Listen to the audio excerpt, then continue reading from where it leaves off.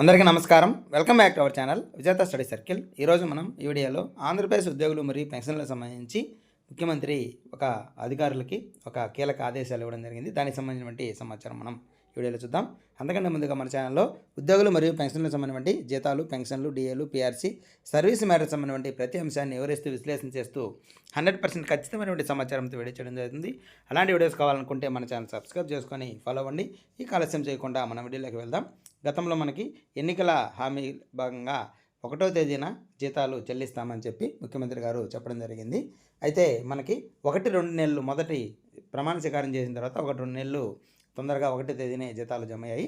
అయితే మళ్ళా కొన్ని రోజుల తర్వాత అవి 4వ తేదీ 5వ తేదీ వరకు జమ అవుతూ వచ్చాయి. ఈ నెలలో అయితే కొద్దిగా తొందరగానే జమ అయ్యాయి. కానీ గత నెలలో మనకి 5వ తేదీ 6వ తేదీ వరకు రావడం జరిగింది. ఈ నేపథ్యంలో అధికారుల సమీక్ష సమావేశంలో జీతాలు ఎప్పుడు ఇస్తున్నారని చెప్పి ముఖ్యమంత్రి గారు అడగడం జరిగింది. అడిగిన తర్వాత వాళ్ళు ఒకరోజు అటు ఇటు అవుతుంది అని చెప్పి ఇచ్చారు. కానీ దానికి ఖచ్చితంగా 1వ తేదీన మనకి ఎన్ని ఇబ్బందులు ఉన్నా సరే 1వ తేదీన అందరికీ జీతాలు, పెన్షన్లు ఉద్యోగులందరికీ ఇవ్వాలి అని చెప్పి కీలక ఆదేశాలు ఇవ్వడం జరిగింది.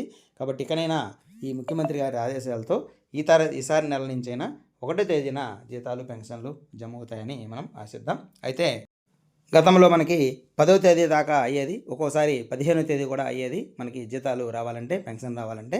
కానీ ఈసారి మాత్రం ప్రభుత్వం మారిన తర్వాత మనకి 5వ తేదీలోపే జీతాలు, పెన్షన్లు వస్తూ ఉన్నాయి. ఇంకా 5వ తేదీ కూడా కాకుండా 1వ తేదీనే ఖచ్చితంగా ఇవ్వాలని చెప్పి ముఖ్యమంత్రి గారు ఆదేశాలు ఇచ్చారు. అయితే గతంతో పోలిస్తే ఈసారి మాత్రం మనకి ఇప్పుడు జీతాలు అయితే 5వ తేదీలోపే జమ అవుతున్నాయి. ఇంకా ముందుగా 1వ తేదీనే జమ అయ్యాలని చెప్పి ఈ ఉద్యోగులకు సంబంధించి ముఖ్యమంత్రి గారు ఆదేశించడం జరిగింది.